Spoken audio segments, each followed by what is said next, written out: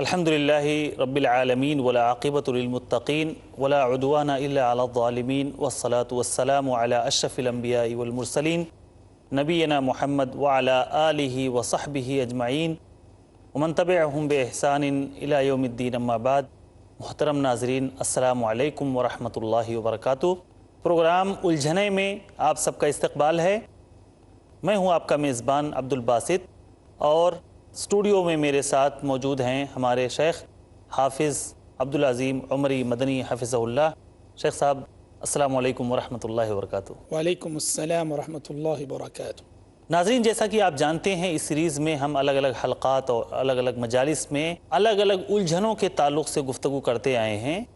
کون کون سی چیزیں ہمارے ڈپریشن کا سبب بنتی ہیں، اور اگر اس کی اصلاح ہو جائے تو وہی چیز ہمارے لیے امن کا، سکون کا، اطمینان کا سبب بن جاتی ہیں۔ آج کی اس محفل میں جس الجھن کا ہم ذکر کریں گے وہ ہے ٹوٹتے رشتے۔ یہ مضمون انتہائی اہم ہے۔ انشاءاللہ العزیز آج کی مجلس میں اسی موضوع پر گفتگو کریں گے۔ سب سے پہلے میں اپنے شیخ سے جاننا چاہوں گا کہ شیخ، یہ جو مقدس رشتے ہیں، ان کا تقدس آج کس طرح پامال ہو رہا ہے، اس تعلق سے ہمارے ناظرین کے سامنے کچھ باتیں لائیں۔ الحمد للہ رب العالمین والصلاة والسلام على اشرف الانبیاء والمرسلین وعلى آلہ واصحابہ اجمعین وعلى من تبعهم بإحسان الى یوم الدین اما بعد۔ دیکھیے، اسلام میں رشتوں اور رشتہ داری کی بڑی اہمیت ہے، بڑا تقدس ہے، بڑا احترام ہے، مگر موجودہ دور کا ایک بہت بڑا المیہ اور موجودہ دور کی بہت بڑی الجھن کہیے کہ اسلام جیسا خاندانی نظام چاہتا ہے اور افراد خاندان میں جیسی باہم الفت اور محبت چاہتا ہے، یہ خاندانی نظام انتشار کا شکار ہو چکا ہے، ایک دم ٹوٹ پھوٹ کا شکار ہے۔ ہاں جی بالکل۔ آپ کو بہت کم خاندان ایسے ملیں گے کہ جن کے بارے میں آپ یہ کہہ سکیں کہ ماشاءاللہ یہ الفت و محبت سے بھرا ہوا خاندان ہے، بہت کم۔ بے شک۔ آج ہمارے گھرانے، ہمارے خاندان نفرتوں کی آگ میں جل رہے ہیں۔ بالکل۔ بھائی کو بھائی سے اختلاف ہے، بہن کو بہن سے اختلاف ہے، اولاد اور والدین میں نہیں بن رہی ہے، میاں اور بیوی میں ہمیشہ ٹینشنوں کا ماحول ہے، رشتہ دار سے بات نہیں کرتا ہے، اور یہ ہفتوں کی بات نہیں، مہینوں کی بات نہیں۔ کتنے رشتہ دار ایسے ہیں کہ اپنے سگے رشتہ داروں سے بات کیے ہوئے سال ہر سال گزر چکے، چہرہ نہیں دیکھنا چاہتے، چہرہ نہیں دیکھنا چاہتے۔ سچ فرمایا آپ نے۔ اور حد تو یہ ہے، یقین کیجئے، کہ باقاعدہ یہ نفرتیں وراثت میں منتقل ہو رہی ہیں، یہ خاندانی چلا آ رہا ہے۔ خاندانی چلا آ رہا ہے۔ جس طرح مال وراثت میں منتقل ہوتا ہے، یہ نفرتیں منتقل ہو رہی ہیں۔ میں فلاں سے اس لیے بات نہیں کرتا ہوں کہ میرے والد بات نہیں کر رہے تھے، میرا باپ بات نہیں کر رہا تھا۔ واللہ خاندانی نظام بالکل بکھر چکا ہے، اور رشتوں کا تقدس بری طرح سے پامال ہو چکا ہے۔ اسلام جو خاندانی نظام چاہتا ہے، الفتوں والا، محبتوں والا، چاہتوں والا، واللہ ایسا سماج، ایسا معاشرہ اور ایسا خاندان اور ایسا گھرانہ اور ایسا ماحول آج ہمیں بہت کم دیکھنے کو مل رہا ہے، جو یقیناً بہت بڑی الجھن ہے۔ بے شک شیخ، یہ خاندان یا قبیلے یہ کیسے وجود میں آئے، اس کا وجود کیسے ظاہر ہوا، پھر اسلام میں اس کی کیا اہمیت ہے؟ سورۃ الحجرات کی ایک آیت ہمیں اس کا جواب دیتی ہے۔ جی۔ اللہ تعالیٰ نے فرمایا سورۃ الحجرات میں، یا ایھا الناس انا خلقناکم من ذکر و انثی وجعلناکم شعوبا وقبائل لتعارفوا۔ اے لوگو، ہم نے تمہیں ایک مرد اور عورت سے پیدا کیا ہے، اور تمہیں مختلف خاندانوں اور قبیلوں میں اس لیے بانٹا ہے کہ آپس میں ایک دوسرے کا تعارف اور آپس میں ایک دوسرے کی شناخت قائم ہو سکے۔ دیکھیے، یہ آیت بتاتی ہے کہ حقیقت میں سارے انسان ایک ماں باپ کی اولاد ہیں۔ اس حیثیت سے یہ سارا انسانی سماج ایک خاندان ہے، ایک قبیلہ ہے، ایک کنبہ ہے۔ جی۔ لیکن یہ ایسا کنبہ ہے جس کے اندر کنبے ہیں، جی۔ یہ ایسا قبیلہ ہے جس کے اندر قبیلے ہیں، اور یہ ایسا خاندان ہے جس کے اندر خاندان ہے۔ جی ہاں، بالکل بالکل ہیں تو ایک ہی ماں باپ کی اولاد، لیکن جیسے جیسے انسانی نسل بڑھتی گئی، پھیلتی گئی، انسانوں میں دوریاں آتی گئیں، انسان اپنی اصل سے دور ہوتا گیا، زمین کے مختلف خطوں، زمین کے مختلف حصوں میں بسنے لگا، تو تہذیبیں الگ الگ ہونے لگیں. جی ہاں، اور اس ناحیے سے خاندان وجود میں آئے، قبیلے وجود میں آئے، کنبے وجود میں آئے. اسلام اس نظام خاندان کو بڑی اہمیت دیتا ہے. جیسے قرآن نے کہا وَجَعَلْنَاكُمْ شُعُوبًا وَقَبَائِلَ لِتَعَارَفُوا. یہ خاندان، یہ قبیلے انسان کی اجتماعی شناخت کا ذریعہ ہے. یہ دیکھیے، ایک ہوتی ہے میری اور آپ کی انفرادی شناخت کہ میں زید ہوں، آپ بکر ہیں، ناموں سے ہماری انفرادی شناخت قائم ہوتی ہے. انسان کی ایک اجتماعی پہچان ہوتی ہے، وہ اجتماعی پہچان اس کے خاندان اور قبیلے سے ہوتی ہے. اچھا، یہ فلاں خاندان کا فرد ہے، یہ فلاں قبیلے کا فرد ہے، تو اجتماعی پہچان کا ذریعہ ہے خاندان.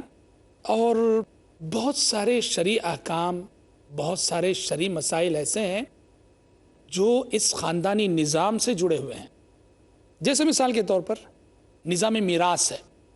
میراث کی جب بات آپ اور ہم کرتے ہیں تو یہاں خاندان کو جاننا، خاندان کو پہچاننا، افراد خاندان کو گننا ضروری ہو جاتا ہے. بے شک. تو اس خاندانی نظام سے بہت سارے مسائل جو شرعی مسائل ہیں وہ جڑے ہوئے ہیں.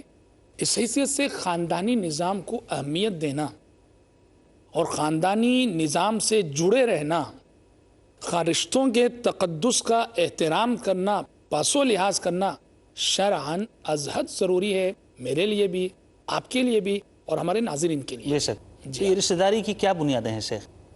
دیکھیے، قرآن مجید کا مطالعہ جب ہم کرتے ہیں تو رشتہ داری کی دو اہم بنیادیں نظر آتی ہیں. ویسے تو بنیادی طور پر کہہ دوں، ایک تو عام رشتہ ہے جسے ہم انسانی رشتہ کہتے ہیں. بالکل. وہ تو سبھی مذاہب والے سارے انسان اس انسانی رشتے کے تحت بھائی بھائی ہیں. بالکل. لیکن جس کو ہم اصطلاح میں رشتہ داری کہتے ہیں نا، اس کی قرآن کے نقطہ نظر سے دو بنیادیں ہیں. ایک ہے نسبی رشتہ جو انسان کی پیدائش سے وجود میں آتا ہے، جی. اور ایک ہے سسرالی رشتہ جو انسان کے شادی کے مرحلے کے بعد وجود میں آتا ہے. یہ رشتہ داری کی دو بنیادیں ہیں. جی. اور ان دونوں کی طرف قرآن مجید نے سورہ فرقان میں اشارہ کیا. چنانچہ اللہ تعالیٰ نے فرمایا وَهُوَ الَّذِي خَلَقَ مِنَ الْمَاءِ بَشَرًا فَجَعَلَهُ نَسَبًا وَصِهْرًا. اللہ کی ذات ہے جس نے پانی کے حقیر سے، قطرے سے انسان کو پیدا کیا اور اسے نسبی رشتے والا اور سسرالی رشتے والا بنایا. جی. یہ رشتہ داری کی دو بنیادیں ہیں. نسب جب ہم کہتے ہیں تو اس سے ددیال اور ننیال، انسان جب پیدا ہوا تو نسبی رشتہ اس کا قائم ہو گیا. اس کے والد اور والد کا سارا خاندان اس کا ددیال ہے، اس کی ماں اور ماں کا سارا خاندان اس کا ننیال ہے. بالکل. اور پھر جب وہ بڑا ہوتا ہے، اس کی شادی ہوتی ہے تو ایک نیا رشتہ وجود میں آتا ہے. اس کی بیوی کا جو خاندان ہے وہ سسرالی رشتہ داری ہوتی ہے اس کی. بالکل. اور شریعت ان دونوں ہی رشتہ داریوں کو نبھا کر چلنے کی تلقین کرتی ہے کہ تمہارا نسبی رشتہ ہو یا تمہارا سسرالی رشتہ، ان دونوں کو نبھا کر چلنا چاہیے. نسبی رشتے کو مد نظر رکھتے ہوئے سسرالی رشتے پہ ظلم نہ کیجیے، بے شک. اور سسرالی رشتے کو مد نظر رکھتے ہوئے نسبی رشتے پہ ظلم نہ کیجیے. ان دونوں رشتہ داروں کو نبھا کر چلیے. شریعت کی یہ تعلیم ہے، اور یہ دو اہم بنیادیں ہیں رشتوں کی قرآن مجید کے نقطہ کیا نظر سے. تعلیمات ہیں شریعت کی ان کو نبھانے کے لیے، رشتوں کو نبھانے کے لیے خاص طور پر؟ دیکھیے، شریعت زندگی میں رشتوں کو نبھا کر چلنے کی تلقین کرتی ہے کہ ہر قدم رشتوں کو نبھا کر چلو، صلہ رحمی کے تقاضے پورے کرو. اور حد تو یہ ہے کہ رشتہ داری کو نبھانے میں دین و مذہب کا اختلاف بھی رکاوٹ نہیں بننا چاہیے. یہاں تک شریعت نے کہا، حضرت اسماء رضی اللہ عنہا نے پیارے نبی سے پوچھا تھا کہ اللہ کے نبی، میری ماں میرے پاس آئی ہیں اور وہ مشرک ہے، کیا میں صلہ رحمی کروں؟ آپ نے اسے کہا کہ صلہ رحمی کرو. سبحان اللہ. والدین کافر بھی ہوں، مشرک بھی ہوں، شریعت کہتی ہے کہ وہ کافر ہوں، مشرک ہوں، صحیح، مگر وہ تمہارے ماں باپ ہیں. ماں باپ ہونے کی حیثیت سے تم ان کی اولاد ہو تو ان کے ساتھ حسن سلوک کرنا اور اس رشتہ داری کو نبھا کر چلنا تمہارے لیے بہت ضروری ہے. اور شریعت نے متنبع کیا ہے کہ رشتوں کو جوڑنے والا وہ اللہ سے جڑتا ہے اور رشتوں کو توڑنے والا اللہ سے کٹتا ہے، کیونکہ رشتہ داری نے کہا الا من وصلنی وصلہ اللہ ومن قطعنی قطعہ اللہ. جو دنیا میں مجھے جوڑے، رشتہ داری کہتی ہے جو دنیا میں مجھے جوڑے اللہ بھی اس سے جڑ جائے، اور جو دنیا میں مجھے توڑے اللہ بھی اس سے جو ہے کٹ جائے. تو دیکھیے شریعت کہتی ہے کہ رشتہ داروں کو نبھا کر چلو، صلہ رحمی کے جو تقاضے ہیں وہ تقاضے پورے کیا کرو، رشتہ داروں سے وقتاً فوقتاً ملا کرو، اور تمہارا رشتہ دار غریب ہے، کنگال ہے، اس کی مدد کیا کرو، اس کا تعاون کیا کرو. اس لیے شریعت کہتی ہے کہ دیکھیے ہم جو صدقہ دیتے ہیں، ہم جو زکوٰۃ دیتے ہیں، شریعت نے کہا ہمارے صدقہ و خیرات کا سب سے زیادہ مستحق ہمارا اپنا غریب رشتہ دار ہے. بے شک. ہم دنیا والوں پہ خرچ کرتے ہیں اور ہمارے اپنے خاندان میں ایک غریب ہے بیچارہ، جس کے پاس علاج کے لیے پیسہ نہیں ہے، دانے دانی کے لیے ترس رہا ہے، تو ہماری فیاضی اور ہماری سخاوت دنیا والوں پر ہے، اور ہمارا اپنا رشتہ دار ہماری نظروں کے سامنے بیچارہ جو ہے جی وہ جو ہے دم توڑ رہا ہے اور ہم اس کی فکر نہ کریں. اس لیے شریعت کہتی ہے کہ ہمارا صدقہ، ہمارا انفاق اور ہمارے خرچ کے سب سے زیادہ مستحق یہ ہمارے غریب رشتہ دار ہیں. بے شک. اور شریعت کہتی ہے کہ تم ایک عام غریب کو دیتے ہو، صدقہ دیتے ہو، وہ تو ایک محض صدقہ ہے، لیکن غریب رشتہ دار کو دیتے ہو تو ڈبل اجر و ثواب ہے، کیونکہ یہ صدقہ بھی ہے اور صلہ رحمی بھی. صلہ رحمی بھی ہے. جزاک اللہ خیر شیخ. انشاءاللہ العزیز ہم گفتگو کو جاری رکھیں گے. ناظرین کرام تھوڑی دیر کے لیے وقفے پہ جا رہے ہیں، وقفے کے بعد دوبارہ انشاءاللہ العزیز رشتہ داری پر گفتگو کے لیے آپ کے سامنے آئیں گے. آپ سے اجازت چاہتا ہوں. السلام علیکم ورحمۃ اللہ وبرکاتہ.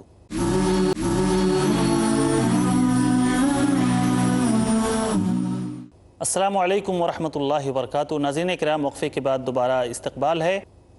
وقفے پہ جانے سے پہلے ہم گفتگو کر رہے تھے رشتوں کو نبھانے کے لیے شریعت ہمیں کیا تعلیم دے رہی ہے، کیا تعلیمات ہیں شریعت کی طرف سے کہ ہم رشتوں کو نبھائیں، رشتوں کے تقدس کا خیال رکھیں. اسی تعلق سے ہمارے شیخ گفتگو کر رہے تھے. جی شیخ اسی گفتگو کو ہم چاہتے ہیں کہ آپ آگے بڑھائیں. جی بریک سے قبل دیکھیے میں کہہ رہا تھا کہ شریعت کہتی ہے کہ ہمارے خرچ، ہمارے انفاق، ہمارا صدقہ، ہماری زکوٰۃ، اس کا سب سے زیادہ حقدار ہمارا رشتہ دار ہے جو کہ غریب ہے، اور ڈبل اجر و ثواب ہے، ایک تو صدقے کا بھی اور ایک تو صلہ رحمی کا.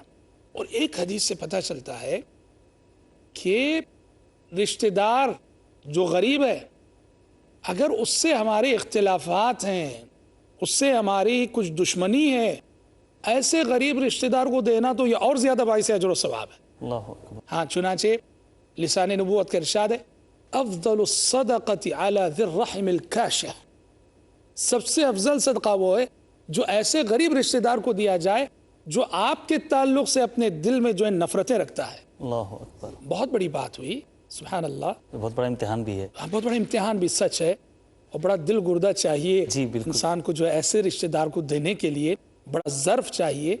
وسیع الظرف انسان ہی جو ہے اس حدیث پر عمل کر سکتا ہے. بالکل. جی ہاں بالکل.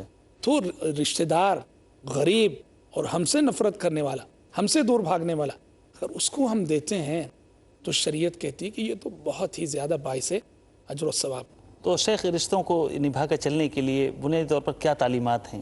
رشتوں کو نبھا کر چلنے کے لیے ایک صفت بہت ضروری ہے ہر انسان کے اندر.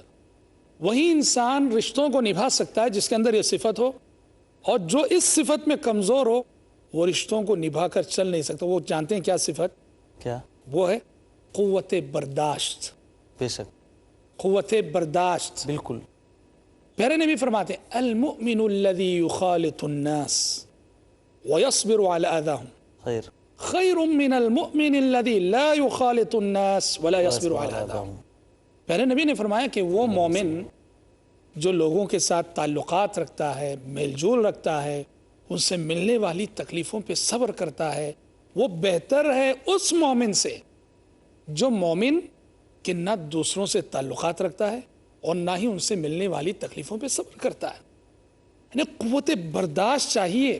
بے شک.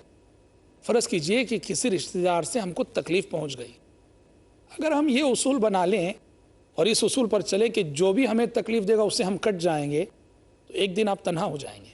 بالکل صحیح کہہ رہے ہیں. جی ہاں، زندگی میں آپ لوگوں کے دل جیتنا چاہتے ہیں تو ضروری ہے کہ ان کی لغزشوں کو برداشت کر کے چلیں، بے شک. اور ان سے جو خطائیں اور لغزشیں ہوتی ہیں ان کے لیے آپ خود کوئی عذر تلاش کر لیں. جی ہاں، کہا بے شک. جاتا ہے کہ جو شخص لوگوں کی غلطیوں پر کوئی عذر تلاش نہیں کرتا زندگی میں اس کے دشمن زیادہ ہو جائیں گے. ہمیں بے شک. خود چاہیے کہ کسی سے کوئی تکلیف پہنچ گئی، ایک تو برداشت کریں، سمجھ رہے ہیں، اور دوسرے اس کی غلطی کے لیے کوئی مخرج اور کوئی عذر تلاش کر لیں. بیچارہ ہو سکتا ہے بہت غصے میں رہا ہوگا اس لیے وہ تبصرہ کر دیا، بہت ٹینشن میں تھا شاید اس نے کہہ دیا، شاید دل اس کا پاک ہو. ہاں، جی. دیکھیے قوت برداشت ہے نا، یہ قوت برداشت بہت ضروری ہے. یہ بھی تو ایک غور کرنے کی بات ہے کہ ہم اور آپ گھر سے اور خاندان سے باہر کی زندگی میں کتنے لوگوں کی تکلیفوں کو برداشت کرتے ہیں بالکل برداشت کرتے ہیں. جن سے ہماری کوئی رشتہ داری نہیں.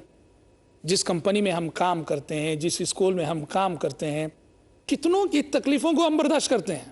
جی ہاں، بالکل. بتائیے کیا ہماری بیوی اس بات کا زیادہ حق نہیں رکھتی کہ ہم اس کی غلطی کو برداشت کریں؟ بے شک. کیا ہمارے ماں باپ اس بات کا حق نہیں رکھتے کہ ہم ان کی غلطیوں کو برداشت کریں؟ کیا ہمارے بھائی بہن اس بات کا زیادہ حق نہیں رکھتے کہ ہم ان کی غلطیوں کو برداشت کریں؟ حیرت ہے کہ دنیا والوں کی غلطیوں کو برداشت کر کے چلیں اور اپنے لوگ جو ہمارا خون ہے اور ان کی غلطی ہمارے لیے ناقابل برداشت ہو جائے. یہ کیسی منطق ہے آپ ہی بتائیے. ناک ہماری اتنی اونچی ہوتی ہے، اتنی لمبی ناک کے رہتے ہیں اپنے رشتہ داروں کے لیے کہ ہر چیز میں ہم اپنی ناک کو لا کر بات اس کو صحیح. کاٹ دیتے ہیں. بات بات کو جو ہے اپنی انا اور غیرت کا مسئلہ بنا دیتے ہیں. بالکل. دیکھیے یہ بات ہمارے ناظرین کو یاد رکھنا چاہیے. انسان وہ بڑا انسان ہے جو لوگوں کی غلطیوں کو معاف کرنے کا حوصلہ رکھتا ہے. بے شک. اور جتنی بڑی غلطی آپ معاف کریں گے انسانوں کی، آپ اتنے بڑے انسان ہیں. یہ نہیں کہ بات بات پہ گرفت کریں، بات بات پہ پکڑیں، اس نے ایسا کہہ دیا، اس نے ایسا کہہ دیا. بات بات پہ گرفت کرنے والا انسان وہ اچھا انسان نہیں، وہ بڑا انسان نہیں. بے شک. جی ہاں، یہ جو منفی سوچ والے ہوتے ہیں شیخ، ہمیشہ جو اپنوں سے کٹ کے رہتے ہیں، ان کو ہم دیکھتے ہیں وہ الجھنوں کا شکار زیادہ ہوتے ہیں. جن خاندانوں میں محبت اور پیار اور رشتہ داری کا لحاظ رکھا جاتا ہے، وہاں پر لوگ جس طرح امن و سکون کی زندگی جیتے ہیں، ایسے لوگوں میں ہم نہیں دیکھتے جو ہمیشہ جن کی ناک بہت لمبی ہوتی ہے، جو ہر جگہ اپنی انا کا مسئلہ لا کر رشتہ داری کو کاٹ دیتے ہیں، اپنے بھائیوں سے الگ ہوتے ہیں، اپنی بہنوں کا چہرہ نہیں دیکھنا چاہتے ہیں. وہاں اضطرابات اور یہ الجھنیں زیادہ ہوتی ہیں، دیکھتے ہیں. اور سچ فرمایا آپ نے. اور اس کا اثر آپ دیکھیے خود ان کی زندگی میں. ایک تو ایک ایک کر کے سب سے کٹتے چلے گئے وہ، جی. اور تنہا ہو گئے. زندگی پوری الجھنوں میں گزر رہی ہے اور ان الجھنوں کا اثر ان کی صحت پر پڑ رہا ہے. بے شک. جی ہاں، تو دیکھو جو انسان رشتہ داری کو نبھاتا نہیں اس کو دنیا میں بھی اس کی قیمت چکانی پڑے گی. بے شک. جی ہاں بالکل. تو یہ رشتوں کو نبھانے والا، اس کو دنیا اور آخرت میں کیا فائدہ ملتا ہے شیخ؟ اس تعلق سے بھی ہمارے ناظرین کے سامنے باتیں آنی چاہیے. رشتوں کو جو نبھا کر چلے، شریعت نے دنیا میں بھی اور آخرت میں بھی ایسے انسان کے لیے بڑی بشارتیں سنائی ہیں. بے شک. دنیا کے حوالے سے پیارے نبی صلی اللہ علیہ وسلم وسلم فرماتے ہیں جو انسان رشتوں کو نبھانے والا، جی. رشتوں کو نبھا کر چلنے والا، پیارے نبی فرماتے ہیں کہ اس کو دو عظیم نعمتیں حاصل ہوتی ہیں. وہ کیا ہے؟ من احب ان يبسط له في رزقه وينسأ له في اثره فليصل رحمه. میں اپنے ناظرین سے بڑی پیاری حدیث ہے. خطاب کر کے کہنا چاہتا ہوں، اس حدیث کو غور سے سنیں. پیارے نبی فرماتے ہیں کہ جو شخص چاہے کہ اس کی روزی میں برکت ہو. آج ہر ایک کو شکایت ہے کہ کماتے ہیں، محنت کرتے ہیں، برکت نہیں ہے. رشتوں کو توڑ رہے ہیں تو کہاں سے برکت آئے گی؟ من احب ان يبسط له في رزقه، جو یہ چاہتا ہے کہ اس کی روزی میں برکت آئے، کشادگی آئے. وَيُنْسَأَ لَهُ فِي أَثَرِهِ، اور جو یہ چاہتا ہے کہ اس کی عمر میں برکت آئے. فَلْيَصِلْ رَحِمَهُ، اس کے لیے نسخہ یہ ہے کہ وہ رشتوں کو جوڑا کرے، رشتوں کو جوڑا کرے. آخرت کے حوالے سے پیارے نبی فرماتے ہیں رشتہ داری رشتوں کو جوڑنے والا اور رشتوں کو توڑنے والا، آخرت میں حشر کی عدالت میں ان کے ساتھ کیا ہونے والا ہے؟ پیارے نبی نے فرمایا پل صراط کا سفر، پل صراط کا سفر۔ پیارے نبی فرماتے ہیں کہ وہ پل صراط جس پر سے ہر انسان کو گزرنا ہے، مومن ہو کہ کافر، بالکل، ہاں فاسق ہو کہ مطیع و فرما بردار، جس پل صراط کے بارے میں آپ نے فرمایا کہ یہ وہ پل ہے جو جہنم پہ قائم کیا جائے گا، نیچے جہنم کی آگ ہے، آگ کا دریا، آگ کا سمندر ہے، اور اس پر یہ پل ہے جو بال سے زیادہ باریک، تلوار سے زیادہ تیز۔ اللہ اکبر۔ پیارے نبی فرماتے ہیں پل صراط کا سفر یہ جو شروع ہوگا نا، یہ پل صراط کے دونوں کنارے دو چیزیں کھڑی ہوں گی، اللہ اکبر۔ پل صراط کے دونوں کنارے دو چیزیں کھڑی ہوں گی، ایک طرف امانت داری اور دوسری طرف رشتہ داری۔ اللہ اکبر۔ اللہ اکبر۔ انسان کو جو رشتوں کو کاٹنے والا اور توڑنے والا بات بات پہ اس کو سہم جانا چاہیے اس حدیث کو سن کر۔ کیا مطلب ہے؟ جو شخص رشتہ داری کا پاس و لحاظ نہیں رکھتا، صلہ رحمی کے تقاضوں پہ پورا نہیں اترتا، اس کا پل صراط کا سفر آسان نہ ہوگا۔ بے شک۔ اللہ اکبر۔ پل صراط پر رشتہ داری اپنے حقوق مانگے گی، پل صراط پر رشتہ داری اپنے تقاضوں کو مانگے گی۔ پل صراط کا سفر اسی شخص کا آسان ہوگا جو رشتوں کو جوڑنے والا، رشتوں کو نبھانے والا، رشتہ داروں کی غلطیوں کو برداشت کر کے چلنے والا اور صلہ رحمی کے تقاضوں کو پورا کرنے والا۔ پل صراط کا سفر اسی کا آسان ہوگا، بے شک۔ اور جو رشتوں کو توڑنے والا اسے یاد رہے کہ اس کا سفر کبھی پل صراط کا آسان نہ ہو۔ بے شک۔ جزاک اللہ خیراً۔ ناظرین کرام، ہمارا وقت ختم ہو رہا ہے، انشاءاللہ العزیز اگلی مجلس میں پھر ملاقات ہوگی۔ رشتوں کے تقاضوں کا خیال رکھیے، کبھی بھی رشتہ داری کو قائم رکھنے کے لیے اپنی انا کو، اپنی ناک کو سامنے نہ آنے دیجیے۔ اگر آپ چاہتے ہیں سکون کی زندگی جینا، امن کی زندگی جینا اور خوشحالی کی زندگی جینا چاہتے ہیں، تو جیسا کہ شیخ محترم نے کہا، اللہ کے رسول صلی اللہ علیہ وسلم کی وہ حدیث کتنی پیاری ہے، جو شخص چاہتا ہے روزی میں برکت ہو اور اس کی عمر لمبی ہو، اسے چاہیے کہ وہ صلہ رحمی کرے، وہ رشتہ داری کے تقدس کو پامال نہ ہونے دے۔